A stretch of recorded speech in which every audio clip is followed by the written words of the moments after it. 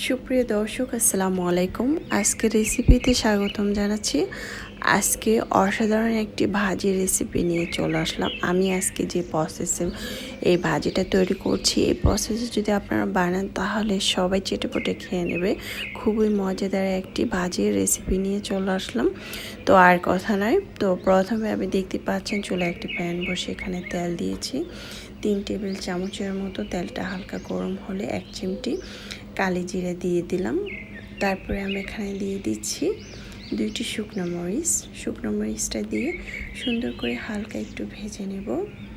যখন হালকাভাবে একটু ভাজা ভাজা হবে তখন আমি এখানে দিয়ে দিব পেঁয়াজ কুচি এবং রসুন কুচি এবং কাঁচামরিচ। দেখতে পাচ্ছেন প্রায় 7-8টার মতো দিয়েছি। দিয়ে খুব সুন্দরভাবে অনবরত নেড়ে চেড়ে পেঁয়াজটাকে আমি ভেজে নেব। যখন পেস্টটা হালকা নরম হয়ে আসবে, ভাজা ভাজা হবে, চুলার আঁচটাকে প্রথমে আমি বাড়িয়ে দিয়েছিলাম, তারপরে আস্তে করে চুলার আঁচটাকে কমিয়ে দিতে হবে, না হলে পেস্টটা অনেক সময় পুড়ে যেতে পারে, অথবা আমি এখানে কালি জিরা দিয়েছি, কালি জিরাটা পুড়ে যেতে পারে। তো দেখতে পাচ্ছেন কাঁচামরিচের কালারটাও কিন্তু খুব সুন্দরভাবে চলে আসছে। এ পর্যায়ে আমি এখানে দিয়ে দিচ্ছি কাঁকরোলটাকে আমি ভালোভাবে ধুয়ে পরিষ্কার করে কেটে নিয়েছি। হালকা বিচিটাকে আমি ফেলে দিয়ে চালনে রেখে পানিটাকে ঝরিয়ে নিয়েছি।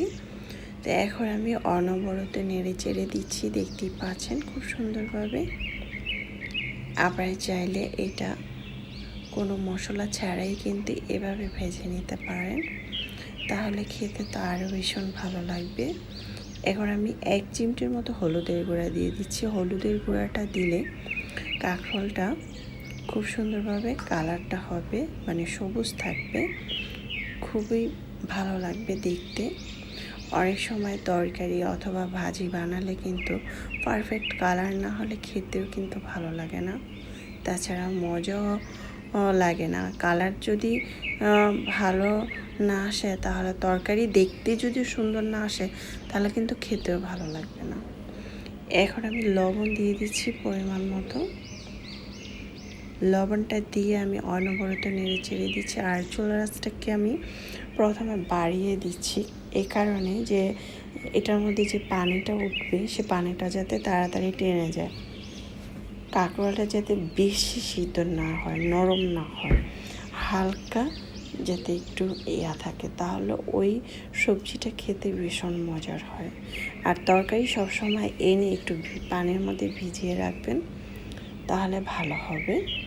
তো এখন আমি একটু ঢাকনা দিয়ে ঢেকে রেখেছিলাম, দেখতে পাচ্ছেন আমি ঢাকনা দিয়ে একটু ঢেকে রেখেছিলাম প্রায় 1 মিনিটের মতো চুলার আঁচটাকে বাড়িয়ে।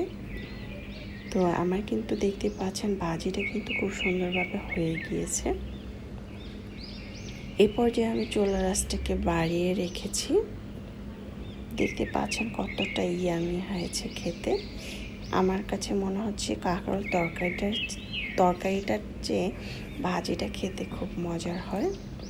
এখন কিন্তু আমি এটাকে উঠিয়ে পরিবেশন করে নেব একটি